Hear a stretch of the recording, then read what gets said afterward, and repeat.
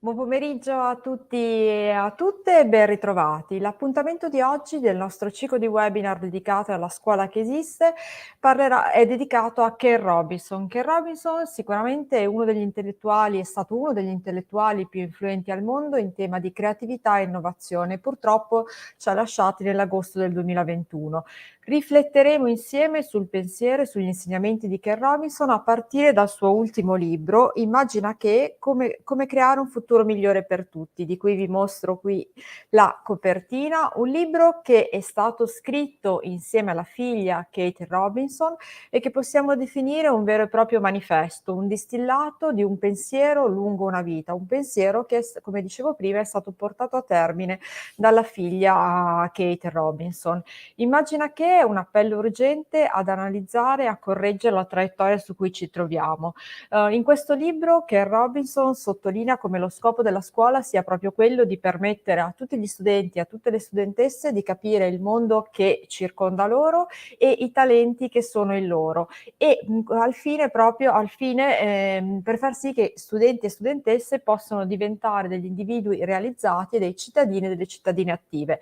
Ci invita a capovolgere l'impostazione didattica centrata sulla lezione frontale e appunto a rendere gli studenti e le studentesse partecipi e protagoniste del loro apprendimento. Per ripercorrere alcuni passaggi che sono contenuti all'interno del libro, immagina che tra l'altro appunto questo libro è una novità, è arrivato nelle librerie da poche settimane, quindi proprio per questo abbiamo raggiunto la figlia Kate Robinson e l'abbiamo intervistata proprio per raccontarci per raccontarci quelli che sono i punti salienti che sono raccolti all'interno di questo manifesto e anche per svelarci alcuni aspetti che hanno permesso proprio la scrittura a quattro mani di questo volume.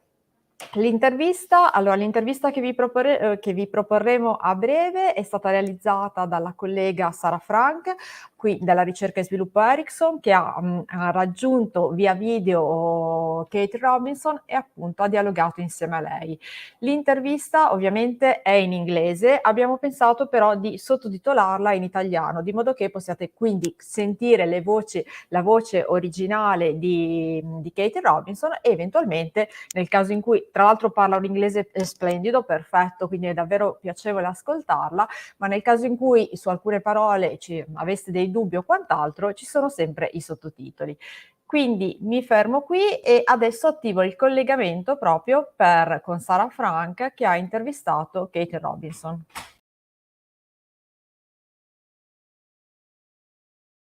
And welcome. It is a great pleasure to have with us Kate Robinson, the daughter of Sir Ken Robinson. Welcome, Kate. Thank you. Thank you for having me. In his final years, Sir Ken Robinson was working on a book that would serve as his manifesto. And when he received his cancer prognosis in August 2020, he asked Kate, his daughter, to finish writing this manifesto and continue his work.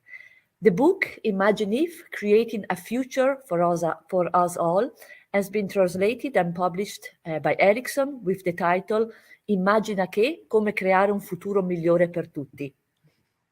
So, Kate, it is clear from the first page of the book that your father has inspired your life and that you had a very close and special relationship with him. You have dedicated the book to him with the words, "For Dad, my hero." And you've also written, Dad was incredibly gifted, but he was also a gift himself. So tell us about him and how he lived his life and translated his ideas about fostering the talent of people in his everyday life, and especially in his life of being a father to you. Well, he you're absolutely right. Dad was and is my hero. He was, an incredible father and an incredible person, a very rare breed of person. I think I'm yet to meet somebody quite like him. I suppose the first thing to say is that Dad had polio when he was 4. So he spent his life walking with a leg brace, a caliper. What that meant in the 1950s for him was that he learned very quickly that, if he was walking down a street, maybe people would giggle or they'd point or they'd stare. and he learned very quickly to not walk away from anything that frightened him. That he would, he'd see something that maybe he was intimidated or nervous, and he'd walk straight towards it rather than turning and going the other way. I think that, from a perspective of a child looking at their parent, that's such an incredible lesson to have picked up. That if things are scary, you go towards them, if they're worth doing. Yeah. So that was one, and we were very close. We worked together for a number of years. And when we found out that he was passing away, it was my privilege really to be able to commit to him that I would spend the rest of my life continuing his work, and the work that we had been doing together. As a father, I mean, one of the reasons that I started working with him in the first place is that he lived and breathed his work. This wasn't a 9-to-5. So growing up, and he worked closely with my mum as well. So growing up in our household, these topics that are in the book were the topics that were had at the dinner table. You'd wake up in the morning, you could hear them in the other room talking about it, and long car journeys, they were in the front talking about it. So it really instilled a huge passion, and both he and my mum lived and breathed, but also walked the talk of it. So they encouraged me and my brother to try as many things as we possibly could. And we didn't have a huge amount growing up, but anything that we did have, they put towards us. Trying on as many different things as we could, and that carried on. He had a knack for seeing what was special in everybody and for being totally present. And now I'm a mother myself. I actually understand how hard that can be in parenting to give somebody your full attention. I can imagine. And also, as you say, leave the talk, it's not just a talk, but actually leave it. Yeah, exactly. So, from my perspective, it was I said to him when we found out he was dying, but I would rather have had 31 years being his daughter than 50 being somebody else's. It's a true privilege to have grown up with him and to be able to have called him, my hero, but also my dad. Yeah. In the book, you also say in the foreword that the book is purposely concise, but within its pages is a lifetime of work. It's very dense. It's the entrustment of his life's mission. And for you, writing this book elicited a number of emotions. And so it was a combination of finding comfort in his words and in his message, but also pain and agony about the loss and about not being able to ask him what he meant about something, or throw ideas and exchange ideas together. So tell us about your journey in writing this book, and maybe the efforts you went through in distilling his thinking that was so rich and dense, and but also maybe engaging in these imaginary conversations with him to try to tease out his ideas if you were not sure. The manifesto, we Imagine If, but we called it at home the manifesto for ages. It had been a long journey for him. I think he started writing it maybe 2016, 2017. But one of the reasons why he struggled with it so much was this idea of how do you take all of this and put it into something small that people can pick up and read. I always say it's got a nice weight to it for sort of waving in the air. It's a good waving book. So when we found out that that he wouldn't be able to finish it, he asked me to finish it, and we spent a lot of that last 2 weeks working together on it. But I knew, and I'd sort of have my phone out recording him whilst he was speaking and going through everything. But I knew then that it was a huge gift for him to have asked me to do it, because him living and breathing his work means that by keeping his work going, I'm keeping a part of him alive as well. So it was a huge privilege for him to have asked and trusted me with it. But I also knew, as you say, that it would be, and it was, agony to figure out, what do you leave in? What do you take out? How can I change this without his permission? Would he mind? Would he approve? Would he have an opinion on that? We're lucky to live surrounded by a lot of countryside, and I went for long walks, and I think at times I expected him to kind of come out of the clouds like Mufasa in The Lion King and kind of, bestow on me some, particularly the subtitle. I had such a hard time coming up with that.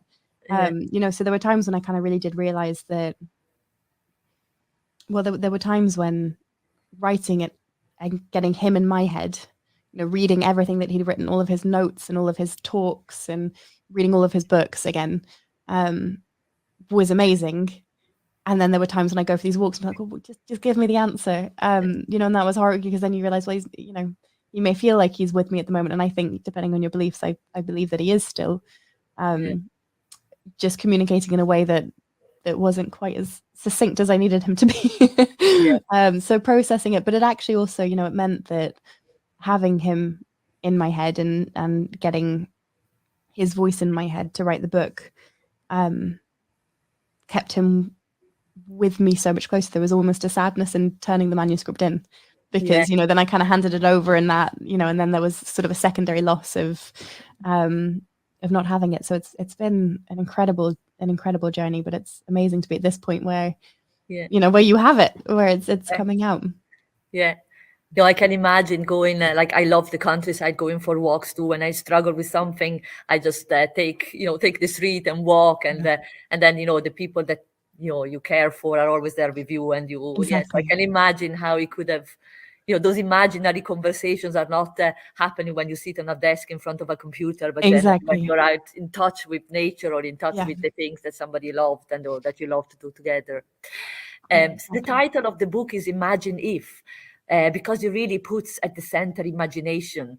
And in the book, you distinguish between imagination and creativity in being applied imagination. And for your father, imagination and creativities were our best resources as human beings, because they are what distinguishes us from every other living being. And it is through imagination that we have created the worlds we live in, and it's through imagination that we can recreate them. We can create a different world, different worlds. So what worlds have we created, and why is it time for a global reimagining? It's a great question. We make the point in the book that the human world as we know it is created as much out of our minds as it is the physical world. The planet without us on it doesn't have elaborate systems of roads. It doesn't have airports. It doesn't have buildings and cities. These are all things that we've created. And we have a knack as a species that other species don't seem to have to the same level of being able to reimagine a better reality for ourselves. And so imagination, we define in the book as being the process of being able to bring to mind things that aren't present to our senses. And you're quite right. You can spend all day sitting around being imaginative and not doing anything. You need that next step of a creativity, which Dad said was applied imagination. If imagination is the ability to conceive of a better reality, creativity is the process of making it happen. Mm-hmm. And we have done that throughout. We've invented indoor plumbing, and democracy and buildings, and we can fly across the world. So with it, we've got intricate systems of medicine, and we can fight off illness. We've extended our lifespans. We've managed to create relationships with people we never would have ever had the privilege of meeting. Mm-hmm. The point that we make, though, is that we've also, through all of this, our powers of creativity have brought us to a critical pass, because with that, they've brought war, and inequalities and racism and all of the issues that the plagues on humanity that we've created that are as much our doing as any, entirely our doing. Yeah. We're at a point now where, yes, we're the biggest population ever to be on Earth at any one time. I think the estimate is 100,000 billion people have lived on Earth. 10% of that are on Earth right now. So, from a very basic level, we have to reimagine it, because the planet can't hold this many of us, certainly not consuming at the rate that we all seem to want to consume at. Yeah. But despite, being better off health-wise and, our circumstances, for the most part, being materially better off, certainly not for all of us, but for the vast majority of people, we're also seeing huge levels of, mental health struggles. There's a massive crisis of mental health, particularly in our young people. We're seeing people disconnected, plagues of loneliness, health crises getting bigger. We're solving them as fast as we can, but there are more of them than there used to be. So we've come far, but the case in the book is that we've not come far enough.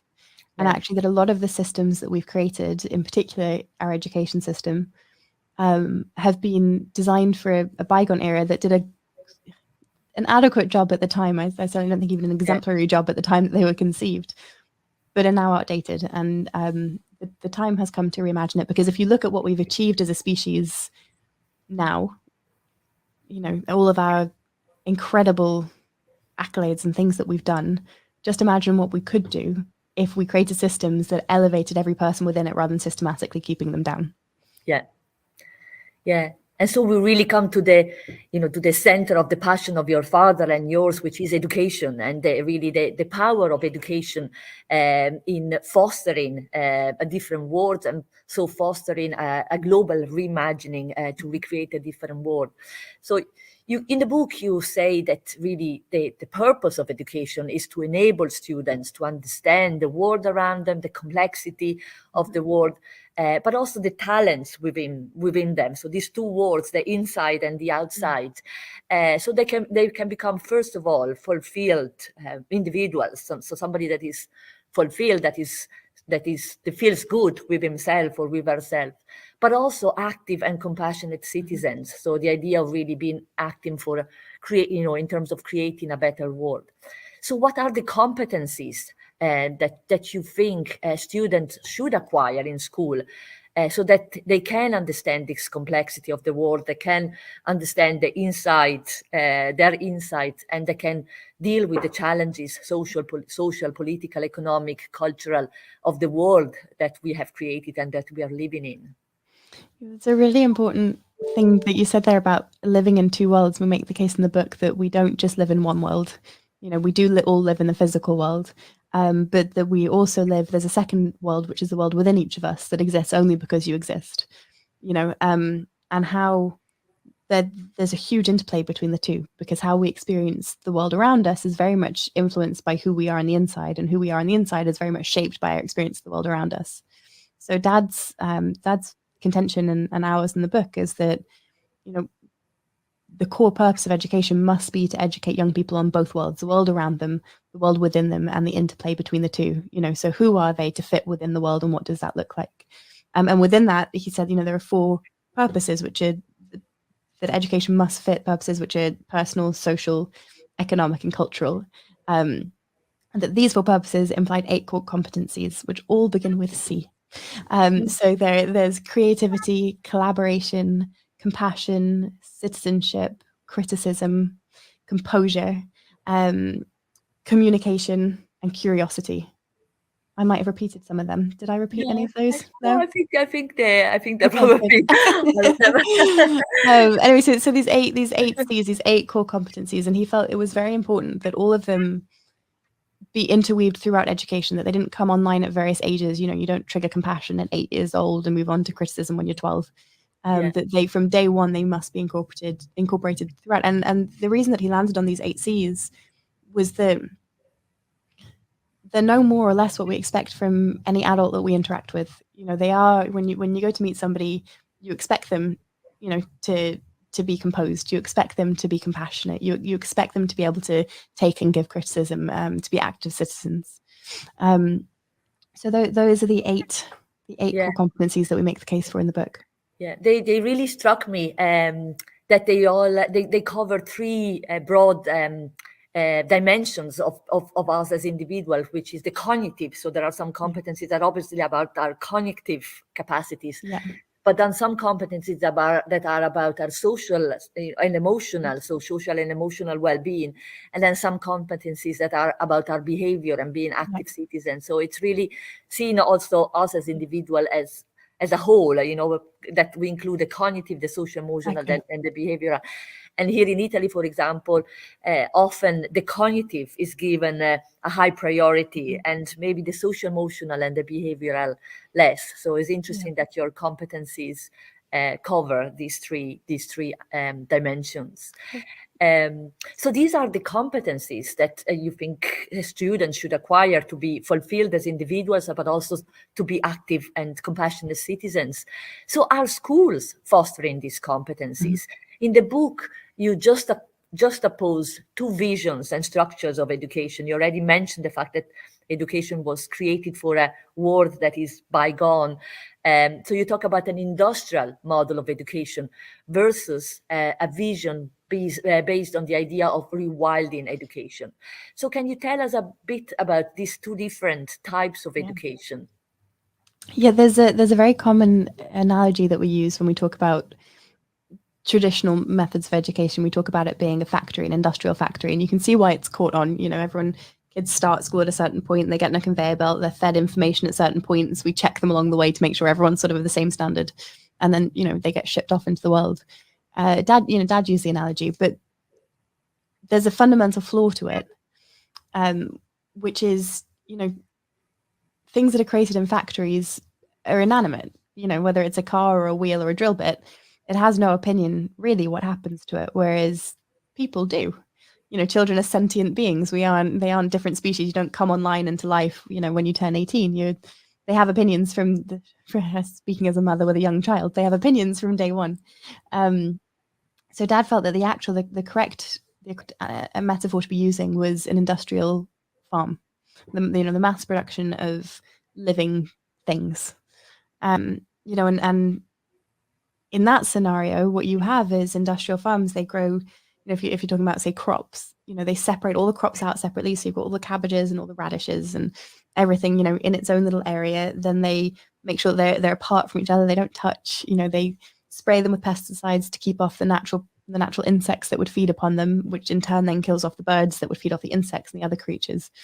What you have at the end, hundreds and thousands of perfect cabbages. But at what cost? You're killing the environment, you're killing the topsoil, you're taking up more land than you need to. By contrast, and we do the same thing with animals, by the way, we pack them into in industrial farms, they get packed into these very small spaces. I think it's something like 80% of the world's use of antibiotics is used on healthy animals, which is leading to all sorts of issues like antibiotic resistance. The far contrast of that, you have regenerative farming, and I will confess, in Dad's earlier iterations of this, he referred to it as organic methods of education, and I felt that was one area where I stepped in. I thought, actually, at this point, when he first was talking about organic, it was right, but the processes have moved on to the point where I feel like regenerative farming is probably the more appropriate term to be using at the moment. But in those scenarios, what you have are systems where natural ecosystems are not only, created, they're encouraged. So you have crops growing together in close proximities. You have the natural wildlife coming to feed on them. You have the soil is healthy, so the plants are healthy, so the insects are healthy, so the birds are healthy.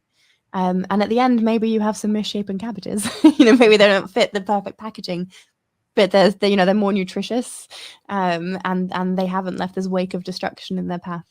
So Dad felt there was a direct link there with what we do in our systems of education. That the traditional ones as we know them now, you pack children into very small spaces, with not the right air or light qualities, with very little concern often for the physical environment that they're in and the impact that has.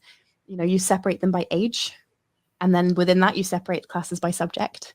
There's very little cross-pollination between year groups and between subjects. And at the end, yes, you may have, a percentage of the students coming out with these perfect degrees, but there's a wake of destruction. There's as I said, there's emotional issues caused, there's a lack of self-confidence, there's, a lack of understanding of who they are, and actually there's a lack of the skills that's needed in the real world. When you come out into the world, what you have at the minute is a deficit of independent thinkers and people who have experienced democracy, who have heard about it maybe, but who have actually experienced it. So you have, in industrial farms, what you have is kind of an imitation of life, and what you have in industrial schools is an imitation of learning, because very often, we know kids, young people, students, they retain information for as long as they have to, and very often it then just goes out. It's being held onto rather than absorbed. So that's the kind of the two sides between it. And the other aspect of that is rewilding, which, at the moment, knock on wood, seems to be having a very positive impact in our efforts to help restore the planet. Where what you do is you cordon off areas of land and leave it alone, which seems to be humankind's hardest skill, is to just leave something. And what you see is nature takes over. The default position of nature is to live. It's life, and the ecosystems thrive, and things come to be. The same is true then with schools. I'm not suggesting that you cordon off schools and leave them be, but the default nature of children is to learn. They're doing it from the minute they're born. They're picking up on social cues and language and walking, and it's why we have childhood. It's the longer a species childhood, the bigger the brain, the more sophisticated the animal is. We have a very long childhood. It's there to learn. So the analogy there between rewilding in the natural world and rewilding in education is creating conditions for things to happen.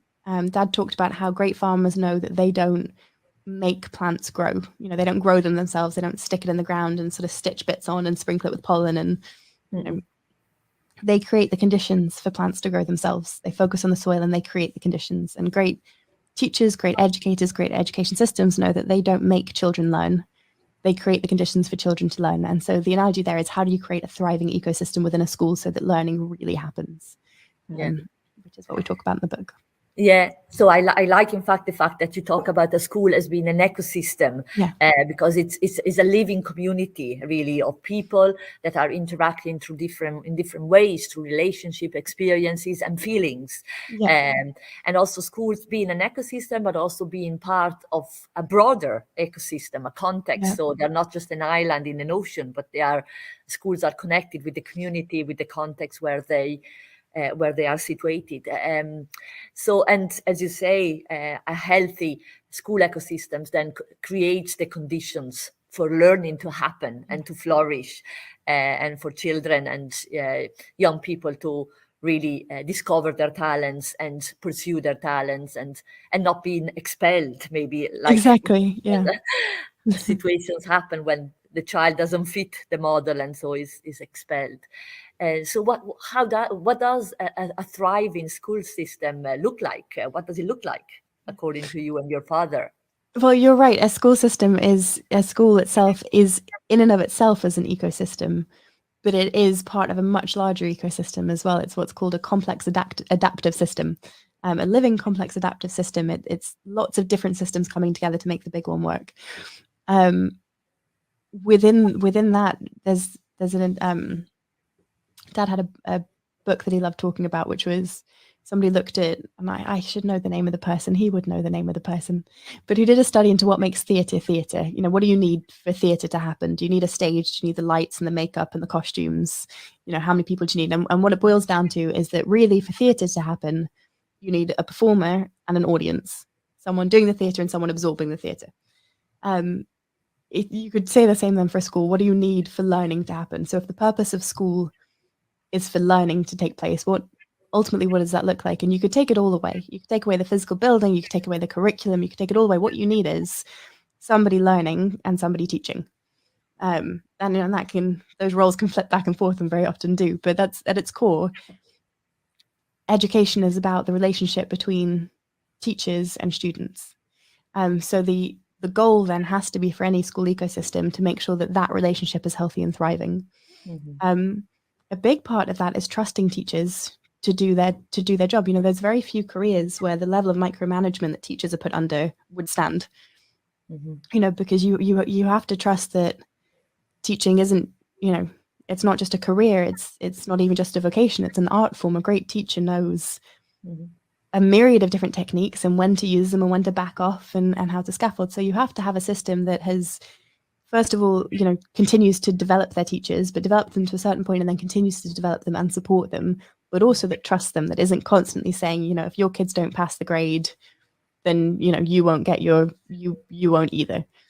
So that's the first. It values its teachers. The second is that it's interdisciplinary. We talk a lot about, the system having subjects, art at this time, and then that's totally different from science, which is totally different from maths. And in reality, we know that there's a huge amount of maths in the arts, and there's a huge amount of arts in the sciences, and the science and maths are linked. And so the benefit of approaching disciplines is that you take the core aspects that you need to learn, and cross-pollinate them between disciplines. You become interdisciplinary. So that's a big one of a healthy ecosystem, is you stop separating so much. And on that, you then stop separating children by age group, because it makes sense from an admin point of view, all the 6-year-olds together and the 7-year-olds together. But it makes very little sense in terms of how children grow and develop. Children learn different things at different paces. If you're a parent, you know that. You have a baby and you're like, well, who's going to talk first? Who's going to walk first? But they do it in their own time. And, for all being well, at some, will do all of it at some point. So that's a big one when it comes to a healthy school ecosystem. You also recognize that children have a lot to learn from each other, that very often young children learn better when being taught by somebody who's a bit older than them, and the older children retain their information better for having an opportunity to teach and mentor a younger child. That, a teacher being brought into that can learn from the students and vice versa. So mixing age groups based on the stage that they're at, as opposed to their birthday, it just makes a lot more sense not from an admin sense, but from a learning sense, which ultimately is what we're here. It personalizes learning. There's that's the hot topic. That's the contentious one, where people say, but it's not feasible. There are too many kids. You can't make it personal. The point we make in the book is that's just a moot point. Learning is personal. For learning to happen, the learner has to be engaged in the process. It has to be. It is personal to them. And the other point to say is that it is totally possible. There are examples of schools all around the world who are doing it. The technologies that we have now make it much more easier than it was previously. And also that a lot of the systems that we have in place, you mentioned children being expelled or excluded for not fitting with the system. Very often they go into alternative provided resources which implement personalized learning, and everything else, and across age and all sorts, to feed them back in. If the systems of education were personalized to begin with, we wouldn't need, there'd be much less people going off on different tracks. The schedule's flexible. We talked about that as well, rather than, we make the point in the book that if in an office setting, every 45 minutes you rang a bell and asked everybody to stand up and move to a different room and think about something completely different, you'd go mad. Different thing. Again, it makes sense from an admin point of view, but different activities take different amounts of time. Sometimes, for me, it takes 45 minutes to get my head into anything, so the thought that then I just get stopped and moved. Some things take much less time. You can do it in 10 minutes. So keeping the schedule flexible is really important. Keeping assessment in perspective is really important, which isn't to say that assessment in and of itself isn't vital. It's hugely important to learning. You have to make sure that there are various checks along the way. But do we need assessment that's high stakes, that's standardized, that compares countries against each other, let alone cities or classes? No, not to the level that becomes the be all and end all. You need to have checks along the way to make sure that people are coming along the way that you would expect them to. So keeping assessment intrinsic and integrated and in perspective. Understanding the importance of play. I mentioned that, depending on the species, the length of childhood depends on the brain development. In mammals, infant mammals play based on the skills that they'll most need to learn. So tigers pounce, on each other, and rough and tumble monkeys swing through trees. We have imaginative play, and we do that because actually the skills that we need will be about using our imaginations. It's how children make sense of the world. They put themselves in situations, they give themselves power when they wouldn't ordinarily have them. So seeing play not as a luxury or a break time, but actually as a really important phase of learning is massive. And I have two more. Considering the physical environment, I said you could strip it all away, but it really helps if there's one that's fit for purpose, and now there's a lot of work gone into light levels affect learning, oxygen quality affects learning, seats, tables. You don't always need to be in a hard chair and then getting told off for being uncomfortable, essentially. So really taking the physical environment into perspective. And then finally, valuing the voice of the participants, so giving a voice, remembering why we're doing it. At the heart of education are children, young people, and students. And so it baffles me that the one voice that we systematically suppress are the voice of the people who don't have a choice in whether or not they're involved in it. You know, and we want people to come out of school to be passionate and engaged citizens. We do that by giving them opportunities and examples of that from a very early age. Yeah. Very long answer, but there you go. No, but that covers all the aspects, and I think it's interesting that you talked about all the different aspects, from the interdisciplinary way of teaching to the mixed age group, to having a schedule more flexible, to the physical environment, games, putting students at the center. But what struck me was that the first was valuing teachers, and probably this interview will be heard by many teachers. So I think really valuing teachers and trusting teachers, as you say, is important. They know their job, they have the competencies, they have to be given the freedom to experiment, to try out different things, and then put in, again, the relationship, the teachers and the voice of students on the other side. Exactly. And this brings me to the last question, and I really like the way you end the book with a reference to rock and roll music, my favorite music, and you say, rock and roll was not a government-led initiative, was not something that came down from the top down, because revolutions and change happens from the bottom up, happens from the people on the ground that have an idea, use their imagination, use their creativity, and do something different.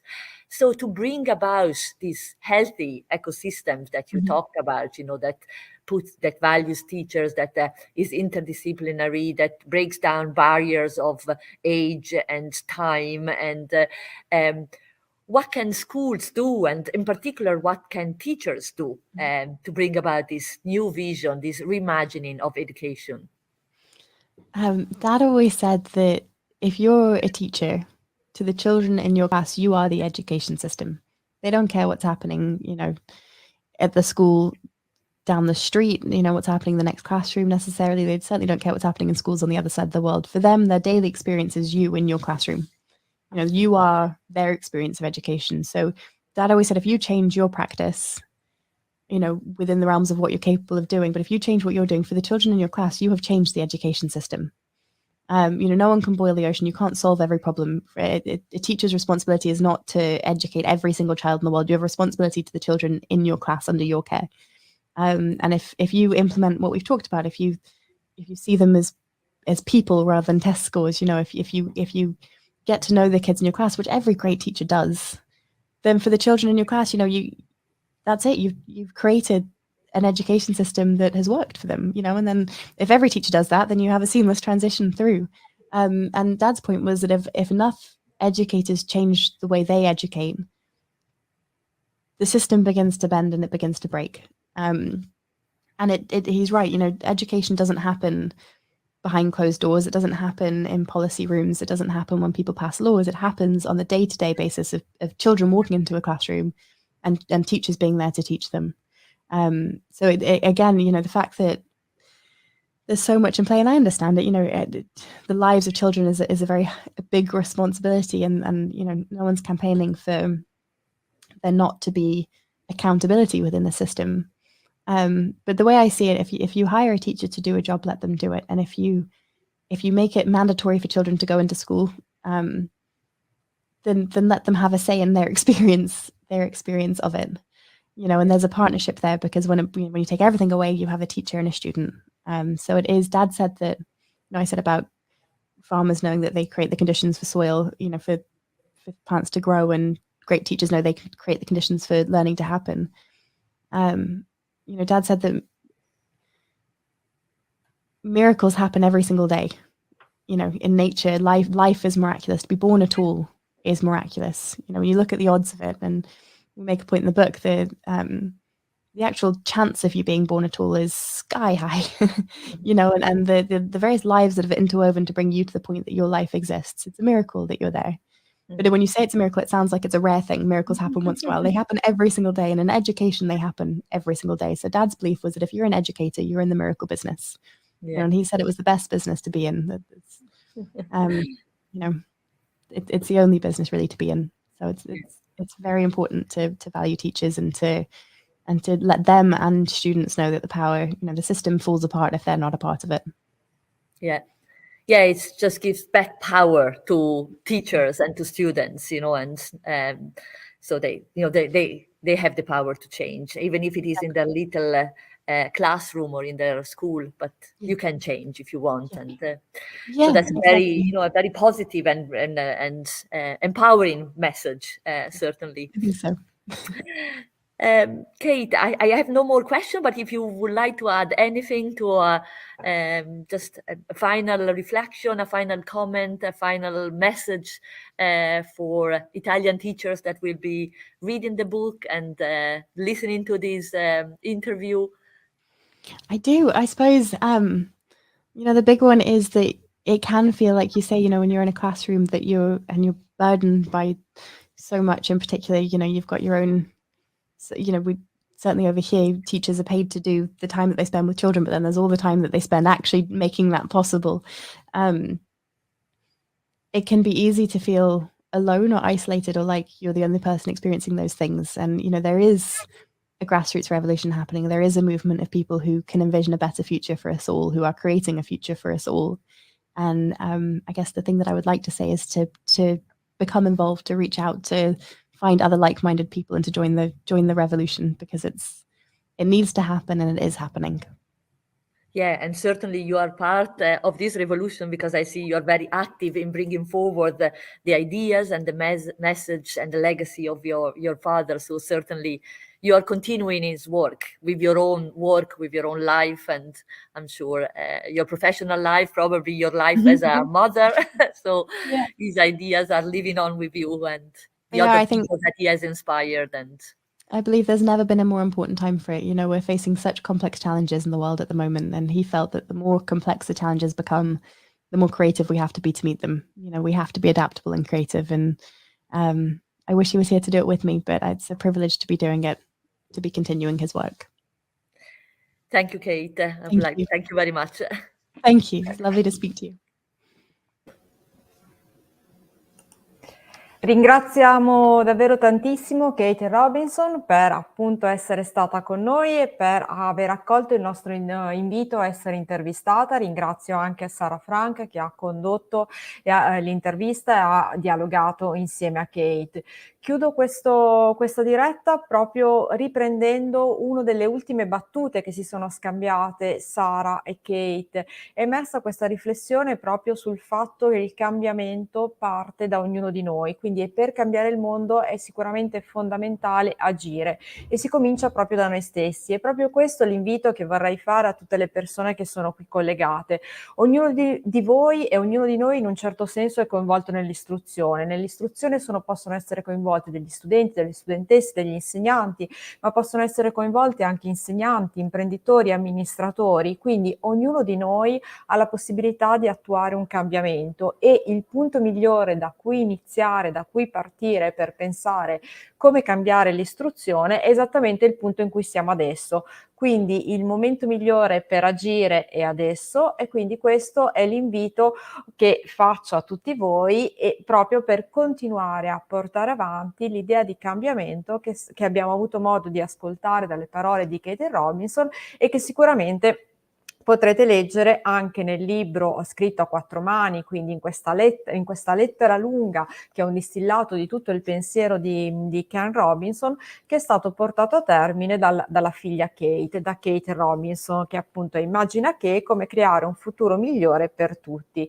Chiudo la diretta condividendo nella chat un estratto appunto su come attuare, come attivare, da dove partire per avviare il cambiamento che potete leggervi dopo la chiusura della diretta. Come sempre ringrazio tutte le persone che sono qui con noi, che hanno partecipato a questo incontro e vi do appuntamento alla prossima settimana. Ci rivedremo martedì 29 marzo, dove avremo modo di dialogare insieme a Enrico Gagliano e Matteo Lancini, e vedremo come parlare di attualità in classe, quindi come confrontarsi con ragazzi e ragazze. Grazie a tutti per essere stati con noi e vi auguro una buona e piacevole serata e un buon weekend.